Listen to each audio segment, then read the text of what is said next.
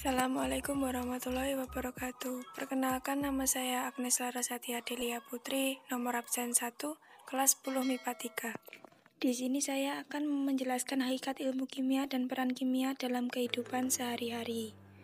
Ilmu kimia berasal dari bahasa Arab, yaitu alkimia, yang artinya perubahan materi. Lengkapnya, ilmu kimia adalah ilmu yang mempelajari tentang susunan, struktur, sifat perubahan, serta energi yang menyertai perubahan suatu zat atau materi. Zat atau materi itu sendiri adalah segala sesuatu yang menempati ruang dan mempunyai massa. Juga perlu tahu cabang-cabang ilmu kimia. Kimia umumnya dibagi menjadi beberapa bidang utama.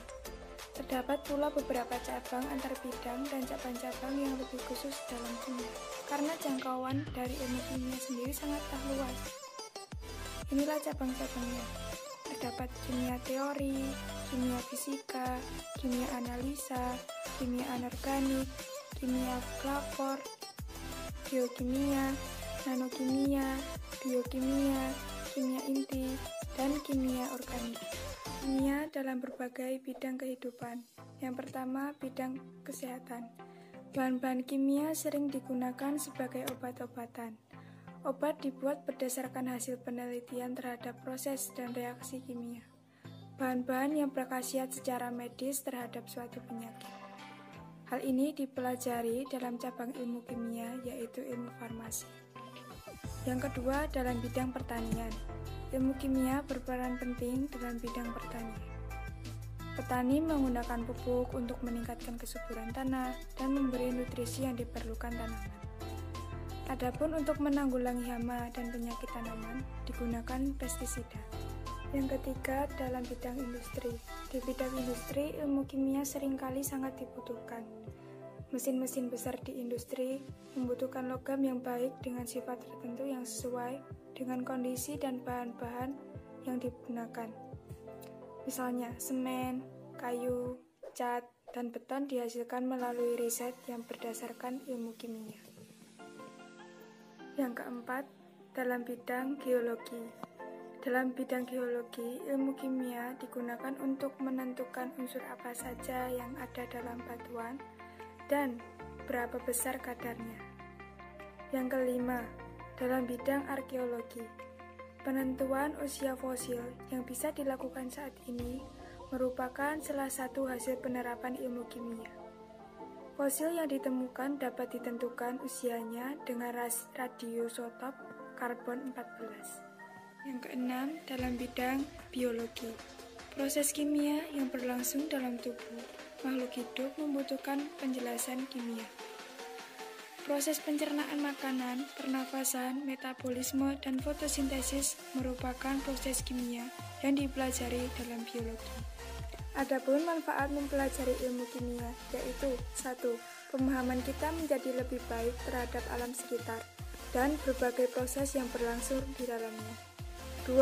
Mempunyai kemampuan untuk mengolah bahan alam menjadi produk yang lebih berguna lagi untuk manusia. Yang ketiga, membantu kita dalam rangka pembentukan sikap.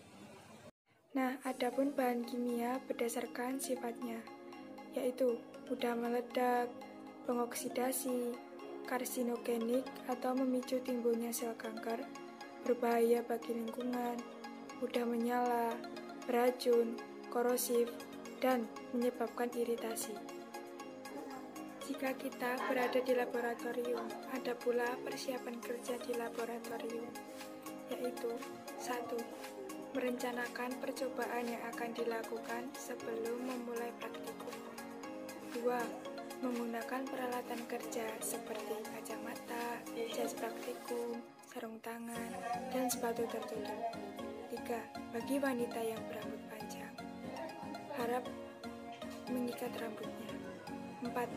Dilarang makan, minum, dan merokok. 5. Menjaga kebersihan meja praktikum dan lingkungan laboratorium. 6. Membiasakan mencuci tangan dengan sabun dan air bersih terutama sehabis praktikum. 7. Bila kulit terkena bahan kimia, jangan digaruk agar tidak menyebar. 8. Memastikan bahwa keran tidak bocor sewaktu hendak menggunakan. 9. Pastikan bahwa keran air selalu dalam keadaan tertutup sebelum dan sesudah melakukan praktikum. Jika kalian terkena bahan kimia, jangan panik. Ada langkah-langkah yang harus dilakukan. 1. Bersikap tenang dan jangan panik. 2. Meminta bantuan teman yang ada di dekat Anda. 3. Membersihkan bagian yang mengalami kontak langsung. 4. Jangan menggaruk kulit yang terkena bahan kimia.